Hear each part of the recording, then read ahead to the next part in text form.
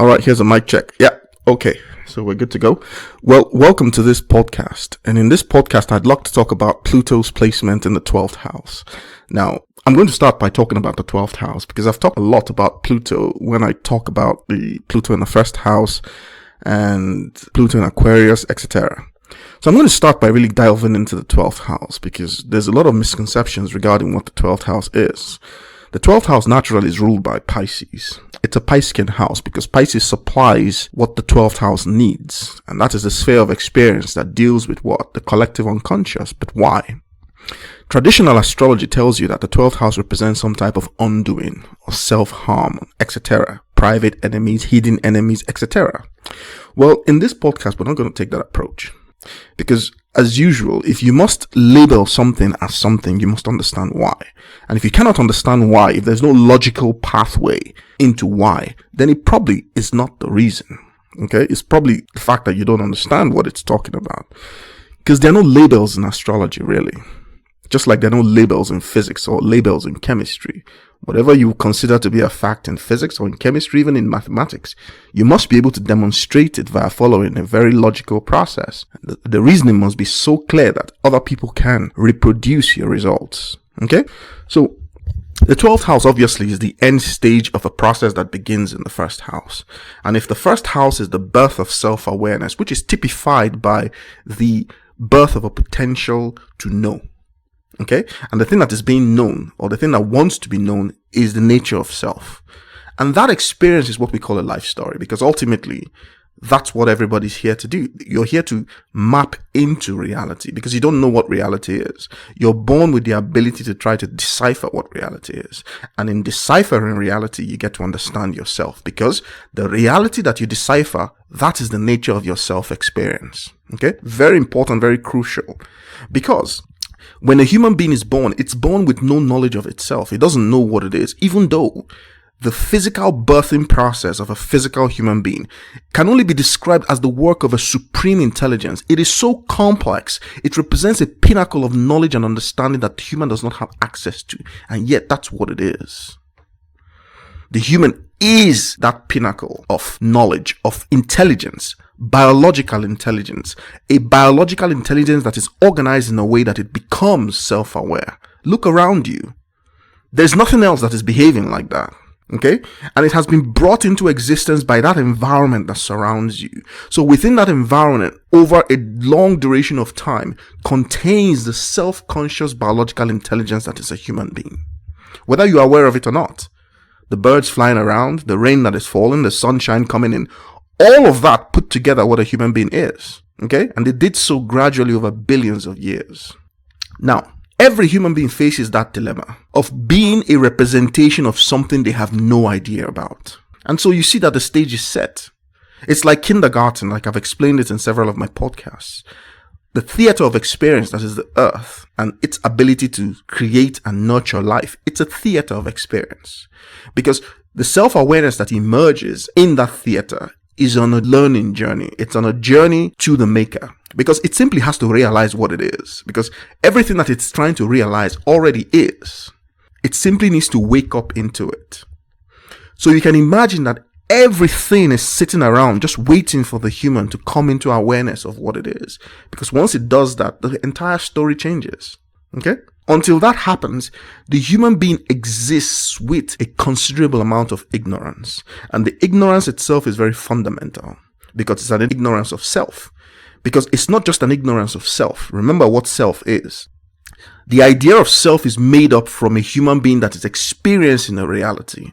And you're experiencing it through your material senses. You are gathering information and you're pulling all that information together to construct meaning.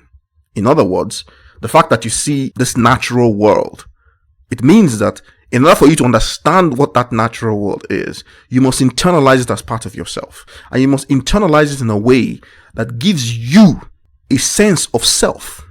Otherwise, what is it? You don't know what it is. That's the way the animals look at the world. They don't know what it is, and they're not bothered by the fact that they don't know what it is. Because the question of what it is, it never arises in their heads. But you are different. If you don't know what it is, it will haunt you because you can't survive in it. So that you are forced by evolutionary pressure to figure out what that reality is so that you can survive. You don't have the canines of a lion. You don't have the sharp claws. You don't have the brutal strength. So how will you survive? Well, your survival strategy is to figure out what it is. And so that pressures on a human being. And like I've said earlier, this natural drive to figure out what things are, it's not really about figuring per se. It's an attractiveness for beauty. And the human being is skewed in that sense. Your consciousness is deliberately tilted so that its perception of beauty is more weighted in its consciousness.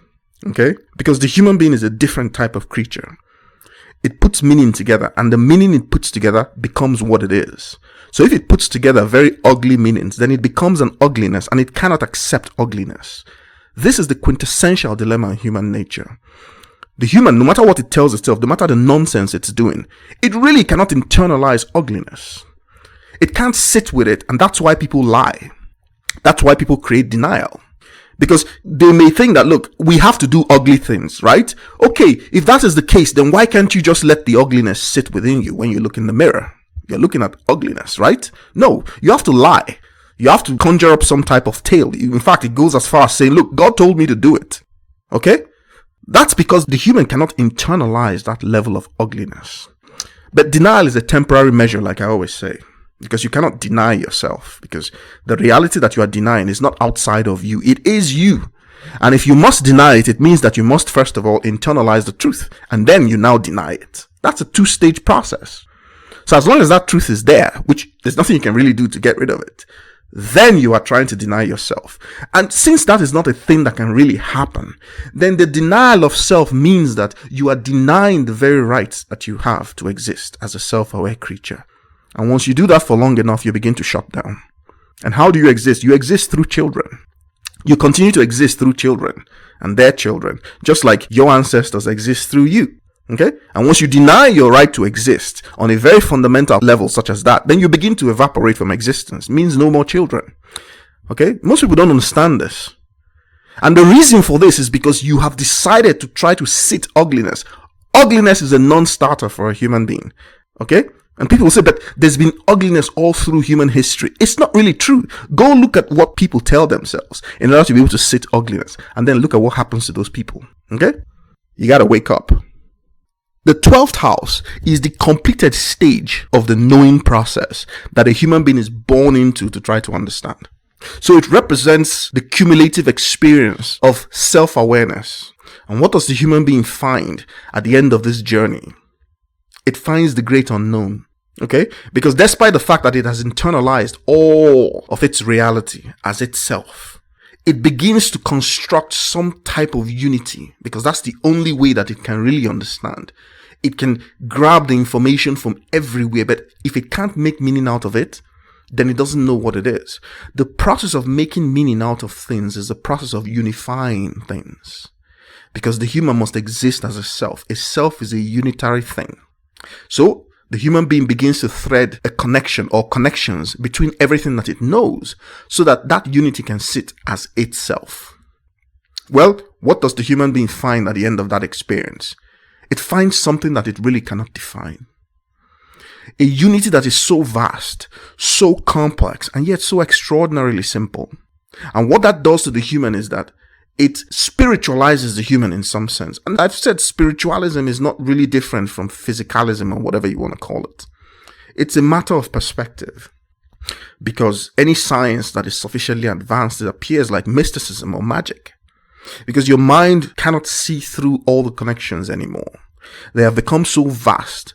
So in order for the human to retain some type of hold on this understanding, it spiritualizes it. It makes certain leaps of faith based on intuition. And it says, this is what this thing is. It doesn't really know exactly why. Okay? The reason why that happens is because the human is using that faculty that is quintessentially human. The search for beauty, the internalization of beauty. So it extends that as its imagination, to try to wrap its mind around the unity of all things. But since it's a unity that just keeps going on forever because there's really no end to it, right? That is the Piscean experience. It's an openness that is willing to accept everything and anything into a unity. And that changes the human behavior. And the reason why this happened is because the 12th house, the Piscean experience, really is concerned with the transition of life out of a physical experience into something more. What that more is, the person doesn't know. And that's why it represents like the great unknown.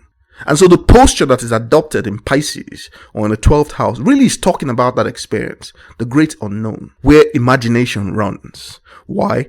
Because you don't know what it is. Okay? And this is typical of everyone who has significant placements in Pisces. I've talked about this many, many times. I have a lot of podcasts on the Piscean archetype. Now, what the human is looking for in Pisces is the most beautiful type of narrative. Like I said, we're all here to tell stories, and all our stories are sexual. So we are born with this impetus for sexuality, but we must raise and elevate that sexuality into the most beautiful of stories. And I have this thing which I say now that, look, it's not the human brain that is born, really. It's the human sexual organ that is born. But in order to raise the narratives concerned with those sexual organs into beauty, the human needs the type of brain that it has. Okay? So as to be able to elevate those stories. Without that elevation, then you just be like the reptiles or other mammals or other creatures. Okay? And the sexual behavior will dominate your experience and you wouldn't even know why. You wouldn't understand anything and you wouldn't care that you don't understand anything. Okay? You just respond to these drives as they are. But the human has been given the opportunity to modify these stories. And for that, you need a large brain. And the idea of the modification is to seek a higher level of beauty and unity. What is the unity that is being exemplified by these sexual stories? What is the beauty? What is the most sophisticated beauty inherent in sexuality? That's really what it is. And no matter what anybody tells you, that's what the human is. That's what its mission is. That's what it's looking for. And sexual stories, and if you look at the animal kingdom, it can get really crazy because, you look at those deers or something, those elks. When the females go in heat, these guys start to fight each other.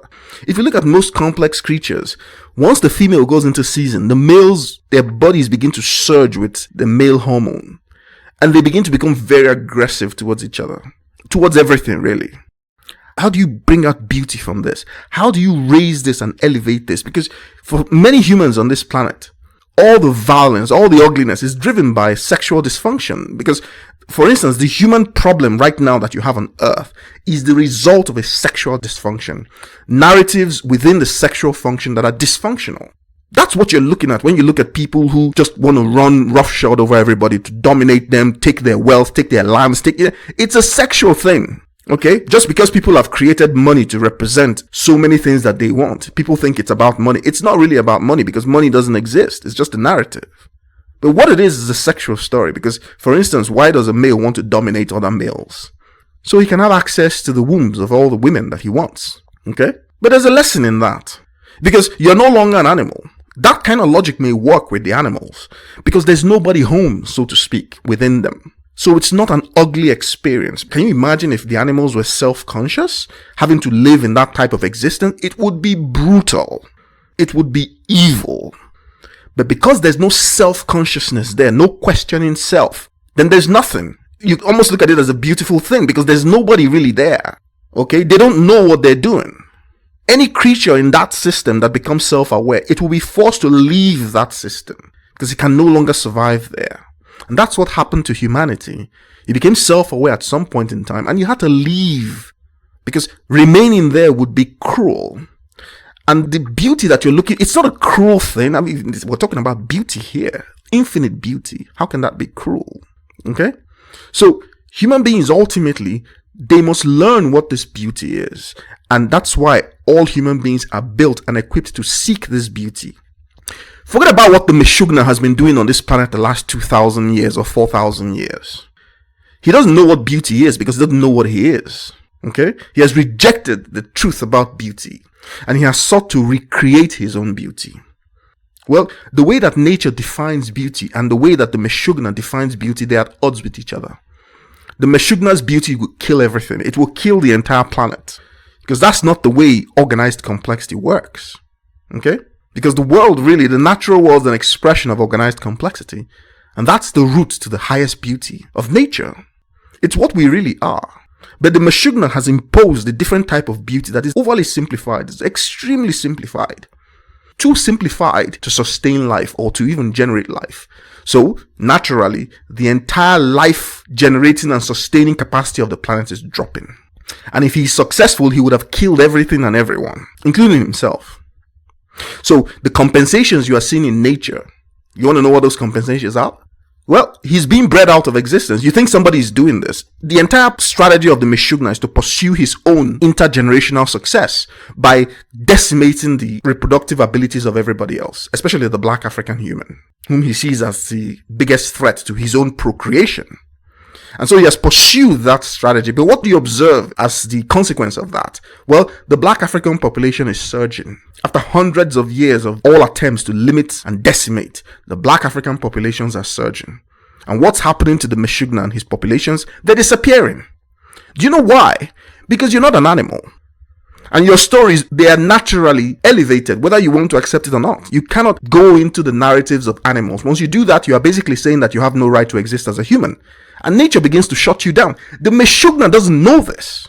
Why he doesn't know this, that's a different conversation. You can keep asking that question. Okay? He doesn't know this because his sense of self has not expanded to the point where it can understand what the Piscean experience really is all about. The sense of unity and oneness. Okay? Considering that we've just been through 2,160 years of Pisces, well, what happened in that age? The Meshugna took the Piscean energy, the Piscean archetype, and constructed a lie, a deception. So what type of Piscean experience did he have? He didn't learn anything from that experience. Instead, he sought to con the damn thing. And you can con Pisces because Pisces will allow everything. Hence why some astrologers say that the downside of the Piscean experience is just illusions, delusions, deceptions. But the Piscean experience really is an openness into nothing and everything. So you can't really wield it. So delusions become self-delusions. Illusions become deceptions on yourself. And so the narratives that the Meshugna constructed in Pisces in order to con everybody else has enabled him to con himself. That's the problem that you have in the world today. Because the Meshugna, it cannot escape that con. It has told people lies for 2,160 years. Lies about reality. And it has used those lies to create the worst human atrocities ever committed on this earth. How do you get out of that? And yet, Pisces has ended. Now we're in Aquarius. And if you remember what I said in my last podcast on Pluto in the first house, the transformation from Pisces to Aquarius is a slowdown in consciousness. Pisces is experienced as the need for the unification of everything. It's like a blur. Details don't matter. It's just the grand picture that matters. When you slow down, you begin to look for details. And the details you're looking for in Aquarius, they must correspond to the grand picture you constructed in Pisces. Well, if the picture in Pisces is a lie, then what exactly are you going to discover in Aquarius? You're going to discover that the grand picture is a lie. Because the structures that will now come into view as a result of the slowdown, alright, as a result of some type of resolution in the blur, where structures begin to emerge, then you realize those structures have nothing to do with the Piscean experience that the world has had for 2,160 years. That is catastrophic for the human. And that's why the Aquarian age starts with Pluto's entry into Aquarius. The idea is that Pluto is a destroyer. And based on the narratives I've put out in my other podcasts on Pluto, the destruction of Pluto is really based on the fact that the reality that has been constructed around it is a lie. Pluto is the guy that most people don't invite to the party or to the cookout. Why? Because they're all afraid of him. Why? Why are they afraid of him? Because they've constructed their reality in such a way that it looks so nice. So we don't want this aspect of ourselves to be in the stories that we're packaging, even though that is what we are. So you leave him out. You obstruct him. You suppress him. You oppress him. You write him out of existence. And that means that this part of ourselves, the Plutonic aspect, is now confined to a subterranean reality. It's not subterranean, really. It's just ignored. It's there, but it's ignored. It's like trying to ignore the sun, like I've said many times. Alright? If you are successful in fully convincing yourself that the sun doesn't exist, well, the only thing that's happened is that you've gone blind. The sun exists and everybody else can see it. Everything else can feel it. Okay? And that's the case with Pluto, because it doesn't want to be there. Because it's a member of the party, it's a member of the group. It represents how we became self-aware. We had to pass through the reptilian animalistic aspect of ourselves, because that is the thing that equips us with the sexual stories in the first place. And our job on this planet is to elevate those sexual stories, to transform them into great beauty. That's the task of the human. The end result of that process is what you find in the 12th house or in Pisces. But if you now deny the very source of it, if you confine it somewhere, or you throw it away or whatever, or you suppress it, you cannot complete the journey. Because whatever it is you arrive at the end, it's not real. And so the new age starts with a cleaning of house. And I have a podcast on that. Pluto's final ingress into Aquarius is to clean house. And what house is it cleaning? The house of these sexual stories. Because the dysfunction in humanity as it sits now in the 21st century is a sexual dysfunction. Okay? And that revolves around the stories told about the need for mating, the need for procreation, the need for this. And Pluto represents that aspect of ourselves that is being denied in some sense. And the emotions surrounding those areas, they're always very intense because it's denial. But Pluto cannot be denied. That's the entire point, because once Plutonic activities and transits or progressions start, they cannot be stopped. Now, if you are the one that has been imprisoned falsely, just for no other reason but the fact that you are what you are, and you are such an important part of the psyche, you're literally like the thing that launches the psyche in some sense. The thing, not just the psyche of the human, internal process of every complex living creature. But somehow you're perceived as too ugly, too dirty, and so you are like a shame in some kind. So you are forced into some type of underground labyrinth where you are confined.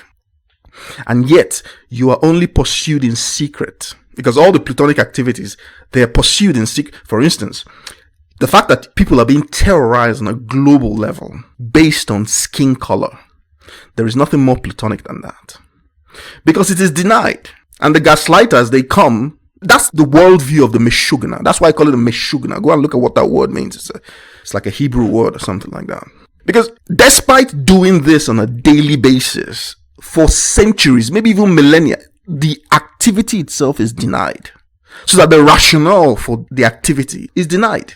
Meanwhile, the rationale is being pursued on a day-to-day basis. And then you have all the praise singers, the gaslighters, who they are the things that erect denial. They'll tell you that's not what's happening. You're confused. That's not what, no one is robbing you, or no one's oppressing you. No one is this, no one is that, while the robbing and the oppression is going on. That is as Plutonic as it gets. Because the distance between denial and the truth, it empowers the Plutonic aspect of self. Even as a collective. Because in Pluto, in the 12th house, we now begin to envisage this as a collective. Because Pluto in the 12th house is talking about the Pluto that is within the collective. And its power, even though it is distributed across everything, is no less potent. It is extremely destructive once it has been denied. And the thing that a Pluto that has been released, for instance, a Pluto that suddenly has experienced its own truth. You can imagine somebody who just broke out of jail, for instance, where he has been imprisoned unjustly for such a long time. What do you think he's going to do when he gets out?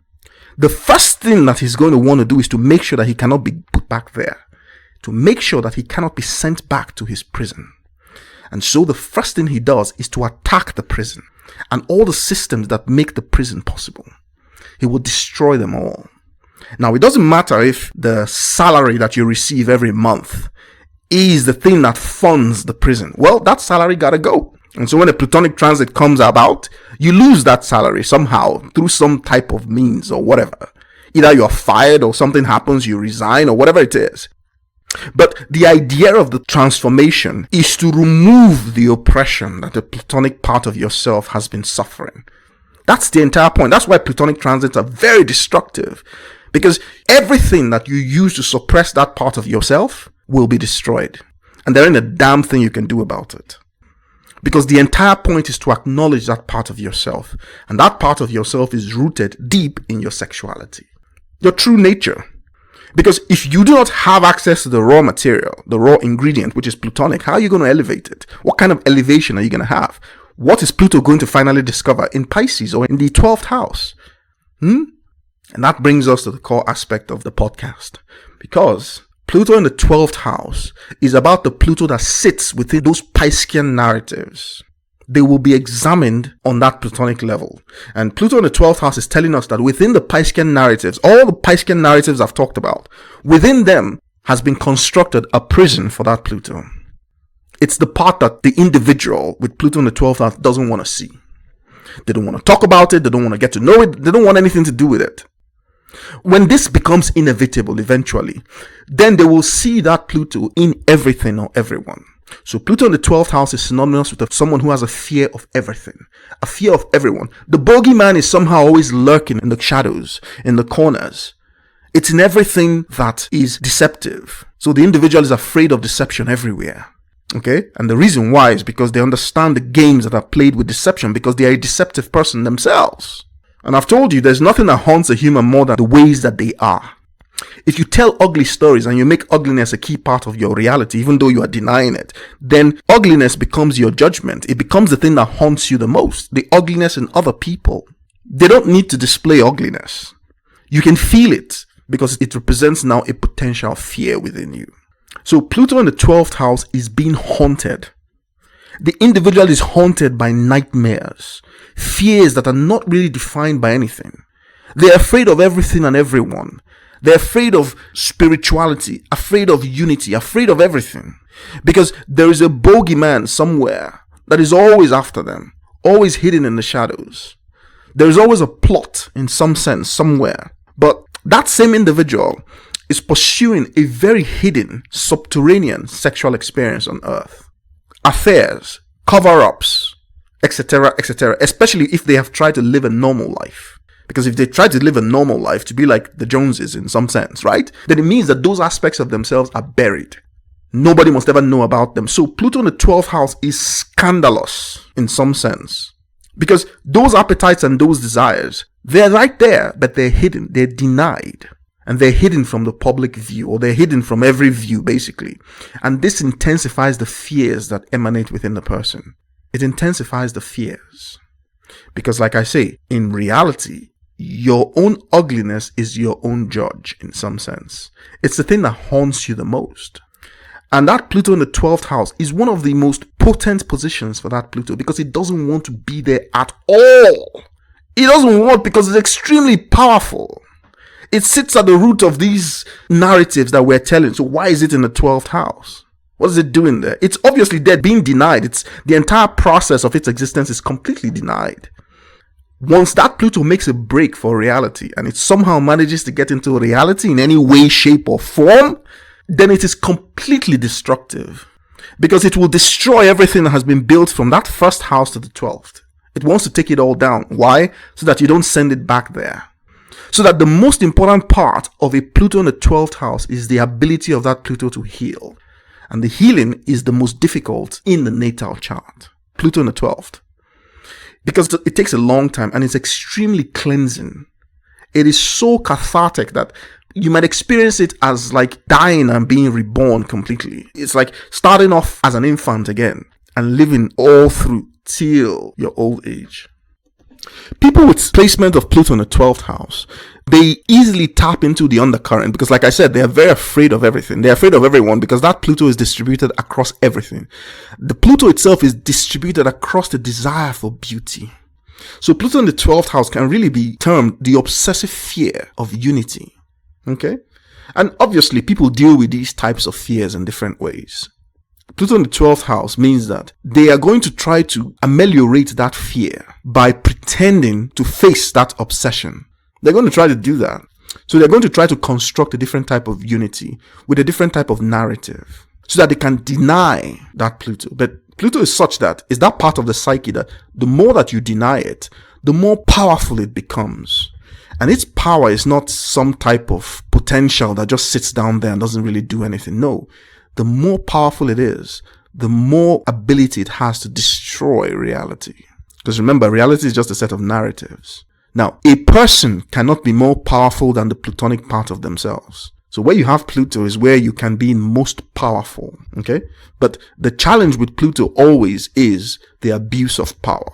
And power is abused when you haven't understood it. You haven't understood its source. You don't know what it's doing there.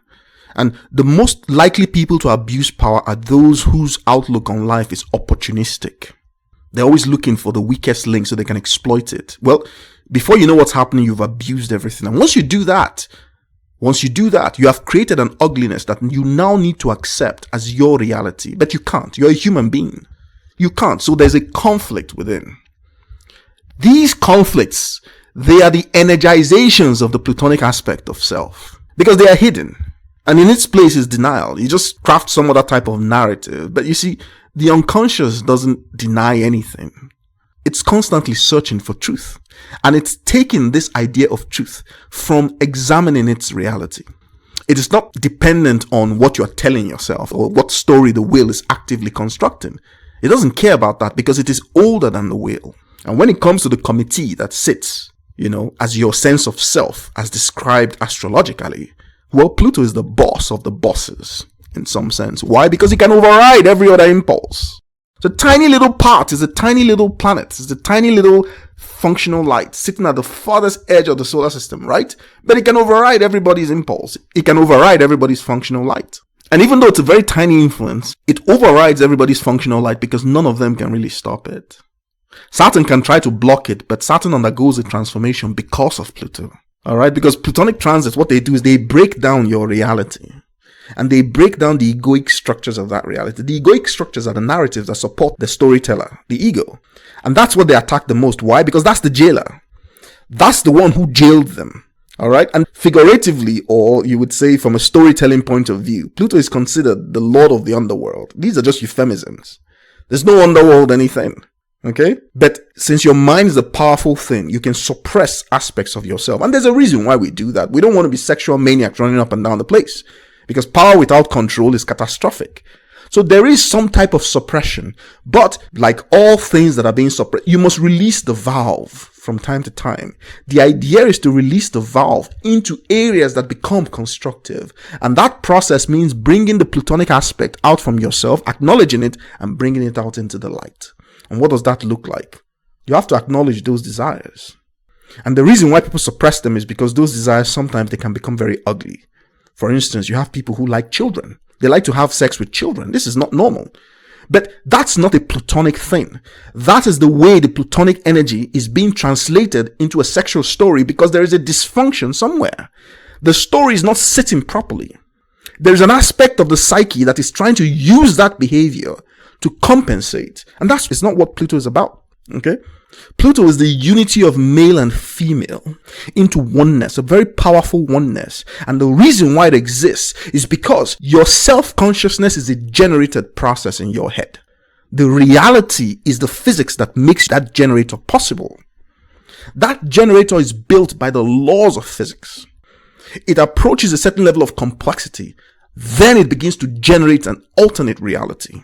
It begins to tell itself a story about the reality that it is. And that's how we experience self-consciousness. We experience it as a generated phenomena. And so when we observe the universe, or when we observe ourselves, we tend to feel like we are separate from these things. It's the only way that our self-consciousness can sit. But that process affects all the functional lights. And in Pluto, the functional light, the way it affects it is to distance itself from it. It can distance itself to the point where it suppresses it and denies it. Okay? And that creates the so-called subterranean world of Pluto. The reconciliation is pretty obvious in front of us, but we can't see it because it's too simple.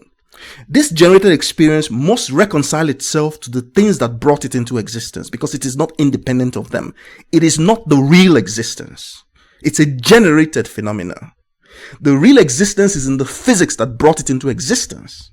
You didn't construct your brain. Your brain was constructed from the laws of physics, the same laws of physics that construct everything. But because you are now generating an experience, you tend to imagine yourself as separate from those things. And so there is a need for reconciliation. And what do you think that reconciliation is? It is the unity between the male sexual organ and the female sexual organ. It is the unity of sex. And it's a pleasurable experience. Why? Because you are reconciling to the truth of oneness. That's why it's a pleasurable experience, because you are reconciling to the truth of oneness, and you are addicted to the reconciliation for a reason, so that you don't begin to imagine that you are separate. You are always one. And so you go seeking the orgasm over and over and over again. That is how this Plutonic energy, that's how it's processed. Okay? And so when something interferes with that narrative, then all these sexual stories begin to change. Usually the problem comes from the fact that the generated sense of self now imagines that it is the real experience and it alone deserves to exist. It's a dysfunction. And it is the typical dysfunction that afflicts the Meshuggah, the racist. That's where the problem lies. Because it now creates another type of narrative, some type of identification of something, and it wants to snuff out the generator. It wants to snuff out everything about the generator, despite the fact that it is only a generated experience. It cannot exist without the generator. So it attacks the physics behind its own existence, and that sets up a type of insanity in the brain. It's a mental illness, which is now padded over by denial. And then you have all the problems that you have in the world. Okay? That's the story of Pluto in the 12th house. It is the story of how this dysfunction, this denial of Plutonic forces, how it sits in the consciousness of everybody. So people who have Pluto in the 12th house, they have the power to tap into this undercurrent of dysfunction. And the reason why, and because people might think this is a bad thing, it's not. The reason why is because they can participate and tap into that, they can also heal it. Their personal healing becomes the ability to heal the general public of this dysfunction. And that is the destiny of every Pluto in the 12th house. Their catharsis is going to be cathartic for everyone, or everyone they're connected to. Now, a very good example of this is Donald John Trump, who has Pluto in the 12th house. And Scorpio sitting on the cusp of his 4th house in that sense. He has connected for various reasons that I explain in the synthesis of Donald John Trump. If you haven't listened to it, it might be a good idea to do so. It's on my channel for members only, okay? He has basically inflated every single person that is suffering from that dysfunction. He has brought them into a unity, okay? He has been compelled to do so because of other things going on in his natal chart. And the reason why he has done that is because he's going to be a central player in their transformation. Now, most of these guys don't know this. If you look at the MAGA group, it's, they imagine themselves to be some type of group and progressive group and all that for the humanity and all that. It's nonsense. Because such groups are Aquarian. The only reason why they have come together like this is because you can't take that group into Aquarius. And that group represents the sexual dysfunction that is afflicting human consciousness today. Because it is the central affliction that creates the Meshuggah. You can't take it into Aquarius. It's like a slap on the face of Aquarius, because Aquarius is the loftiness of ideal. Because it is that loftiness that births what Pisces is supposed to be. And since the Piscean, the last 2,000 years of Pisces, has been a corruption, it is that corruption that energized and patterned the modern day version of that dysfunction. And so you cannot go from the age of Pisces to the age of Aquarius carrying that dysfunction, because what then is Aquarius going to do with it? Okay? So it has to be healed. So on the cusp of Pluto and Aquarius, you have Donald Trump with MAGA. What is a MAGA? It doesn't mean anything. I'm telling you this story so that you can understand what is happening in the world and why it is happening. Because there has to be a transformation. There has to be a correction to those sexual narratives. And people don't want to be healed. They're too afraid of what it means. So the only way to do it is this, what you have today. And every Pluto correction involves a loss of power. Do you know why? Because the power to jail Pluto is the first thing that he attacks once he's free. And that Pluto in the 12th house is a Pluto that resides within everybody in some sense. So it's a large group, but it is coming from something else. It is coming from a Pluto that already exists in Pisces. And what is the Pluto that exists in Pisces? You see, when Pluto begins to run amok, it compensates by the need for power. Because power is something that grows out of the sexual narratives. Okay? And that Pluto, the reason why it's often sitting in a bad way or in a difficult way is because it is too seductive for people who have a certain type of mentality. Okay? They cannot accept that Plutonic aspect of themselves. So they push it out. They project it. That projection is the acquisition of power. The way power is being acquired. It's always a narrative. And the worst form of that acquisition is terrorism, where you just take what you want, destroy whatever you want, because you don't care. You can. Every Pluto transit examines those activities, okay? Especially if they are being denied. So the 2,000 years of Pisces and all the illusory narratives that have been told within it, just for the acquisition of power, they have created a Pluto that resides in the general unconscious of humanity. You cannot take that into Aquarius. Because when the slowdown occurs, you know what the slowdown of Aquarius does? I've explained it in my podcast on Uranus in the 4th house, is that Aquarius is like a slowdown of the blur that is created by Pisces. And that slowdown is typified by the fact that as things begin to resolve into some detail, you want to know what they are. What is this? I mean, it's always been there as some type of nebulous understanding, but now I want to know what it really is. It always resolves itself as more questions. Questions about things that you haven't really questioned. Nobody has really questioned in the last 2,000 years. What is this? What's really going on here? Why does this need to be like this? And it's happening for everybody. And that creates fears. Those fears, they are surrounding the narratives that are being slowed down. You know, the one thing that typifies all MAGA is Christian nationalism. But it's not just happening to them alone. It's also Muslim fundamentalism. It's also Jewish fundamentalism.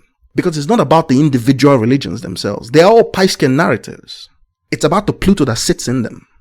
And you cannot take that into Aquarius because you have no answers. Because if you take any of these narratives, any of these Piscean narratives or whatever you want to call them, and you examine them for truth, the truth that Aquarius loftiness depends on, you will not get any answer.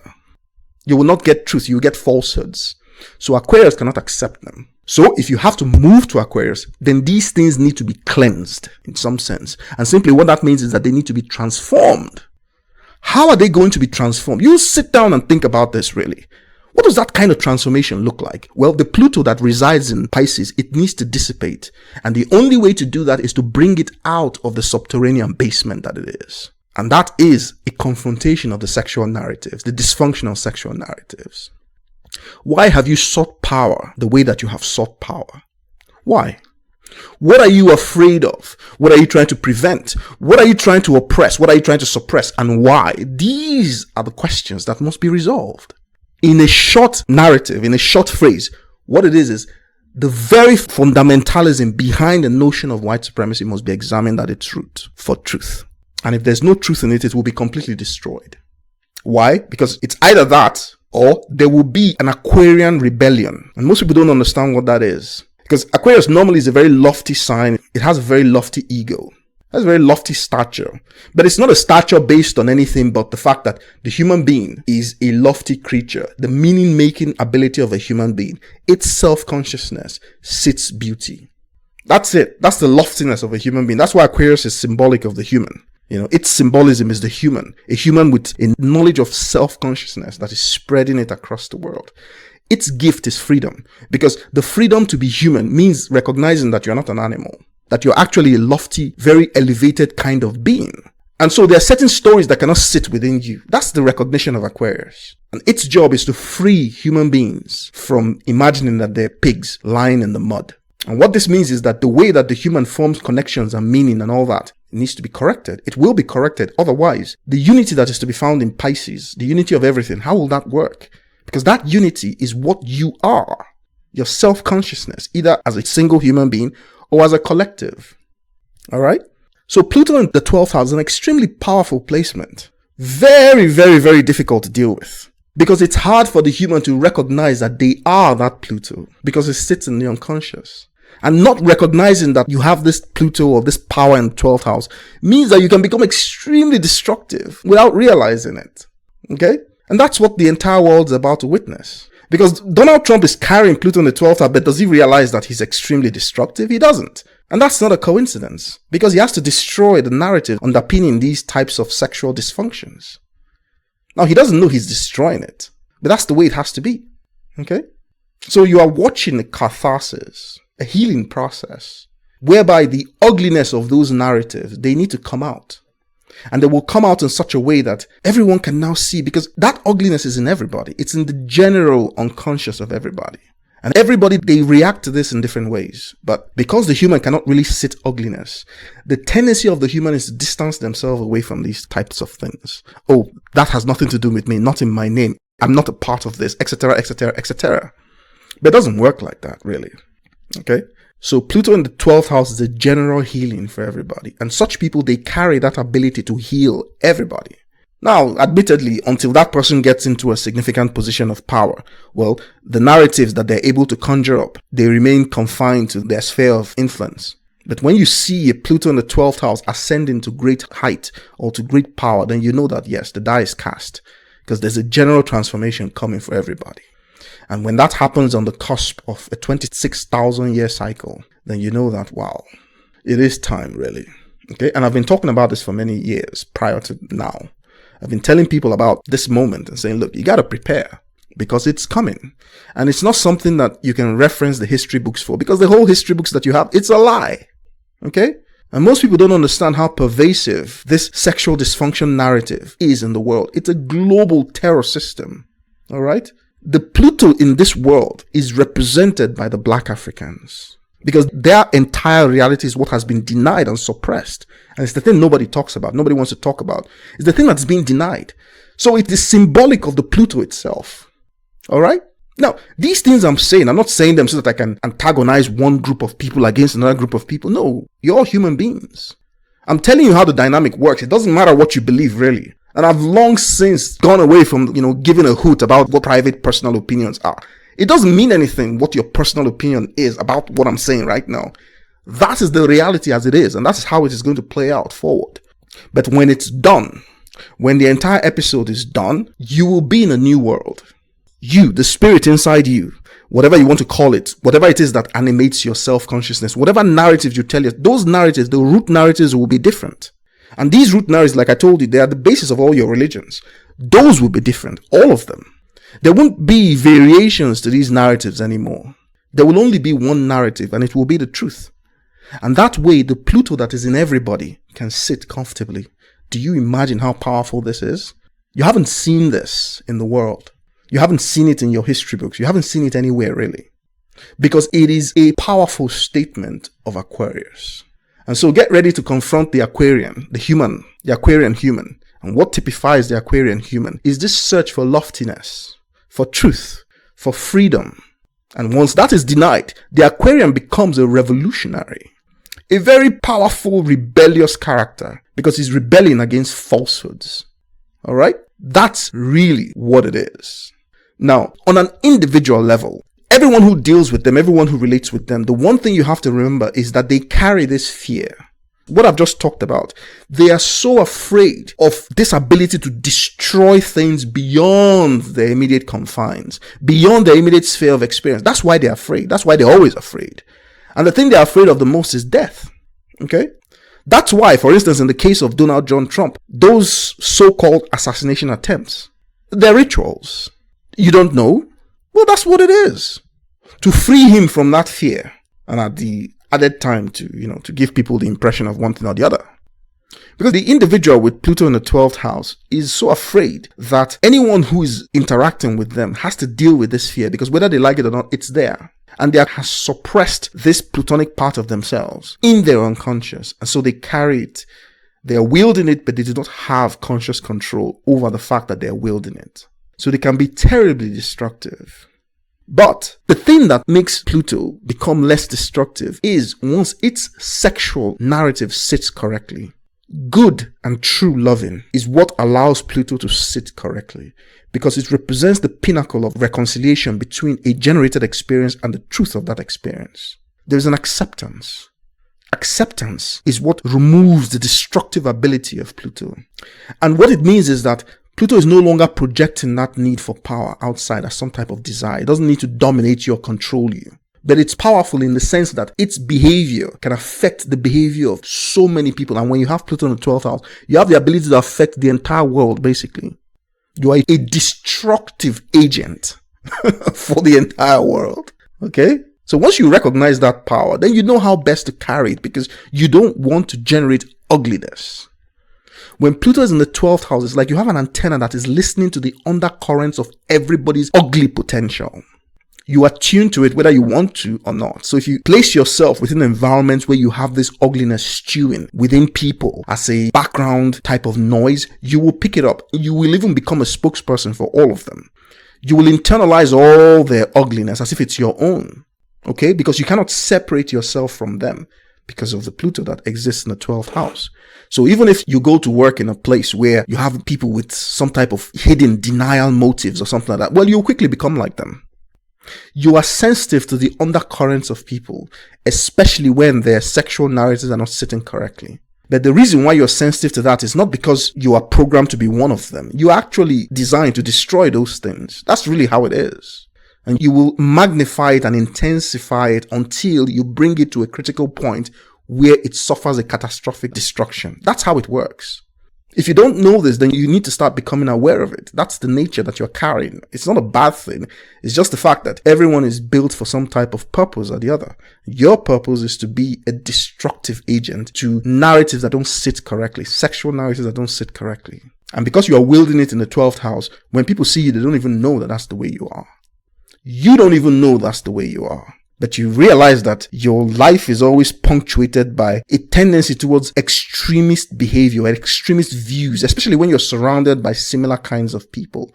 So if you're a Pluto in the 12th house and you don't want to be like that, you have to consciously be aware that you cannot surround yourself with these types of people, and you cannot surround yourself with environments that reflect those types of things. Otherwise, you're going to amplify it and become very powerful in those types of groups or those types of collectives. If you don't want it, you got to get away from it. All right. And that's because in that 12th house, you experience the extreme unity of that undercurrent, the global undercurrent or the collective undercurrent. You experience it because you are tapped into it. It doesn't matter what you think or what you're telling yourself. You cannot shield yourself from it in that sense. The only way to do so is to become aware of what is going on and then to make the conscious effort to be in environments that don't support those types of things. It's a kind of temporary shielding, right? Giving you enough time to find constructive outlets for your Pluto. Because, like I've said, one of the most constructive outlets is to find somebody who truly loves you and share in a loving relationship. It will heal that Pluto. Of course, the relationship must be very deeply sexual. That has to be the basis for that love. Because what makes the Pluto crazy is the fact that it is separated from its own truth. That is, the generated experience of the human is not allowed to reconcile to the fact that it is a generated experience, where it comes from. Pluto in the 12th house needs to be able to connect with nature. It must come to understand the generative aspect of nature, that nature, the environment, generates my experience. My experience is not the generator of nature. Nature created my brain. My brain creates my generated experience of nature. So there is a mapping. And so Pluto in the 12th house, they're drawn to the powerful aspects of nature. All the cyclical, creative, and destructive aspects of nature, well, that also exists within them. They experience those things as their emotional undercurrents. And these are very powerful things. And these types of people, they need isolation from time to time to recalibrate, because within them moves these very powerful emotions. Otherwise, if they don't acknowledge this, they're simply going to look for extremist groups to belong to, extremist ideas, and they begin to resonate with those things, okay? And those things can very easily destroy someone with Pluto in the 12th house. Because underneath it all, that's not what they really want. All they want is the reconciliation that comes from a constant, growing, blissful, infinite, orgasmic ecstasy. That's really what it is.